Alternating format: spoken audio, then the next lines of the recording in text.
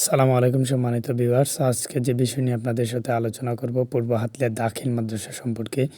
এটি 1996 সালের 17ই ফেব্রুয়ারি প্রতিষ্ঠিত হয়েছিল এবং প্রতিষ্ঠা কাল থেকে এখন পর্যন্ত বেশ সাফল্যের সাথে তারা এগিয়ে গিয়েছিল।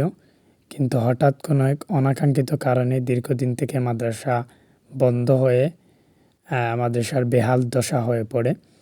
5 আগস্ট আওয়ামী সরকার পতনের পর থেকে মাদ্রাসার দায়িত্ব হাতে তুলে নেয় প্রাক্তন ছাত্র পরিষদ পূর্ব হাতলিয়া দাখিল মাদ্রাসার এবং অনেক শিক্ষার্থী মাদ্রাসায় ভর্তি হয় এবং মাদ্রাসার আগের থেকে অনেক ভালোভাবে মাদ্রাসাকে সাজিয়েছে প্রাক্তন ছাত্র পরিষদ। তারাই আজকে ক্যালেন্ডার বিতরণ করেছে প্রতিটি গ্রামে এবং সকলের প্রতি তারা আহ্বান জানিয়েছে যে আপনার সন্তানকে দ্বীনি শিক্ষায় শিক্ষিত করার সেই বার্তা তারা পৌঁছে দিয়েছে এবং তারা সকলের কাছে এইটাই কামনা করে যে সবার সন্তানকে দ্বীনি শিক্ষা দিয়ে যাতে মাদ্রাসার পড়ালেখার মান ভালো হয়, সেই জন্য তারা অনেক পরিশ্রম করে যাচ্ছে।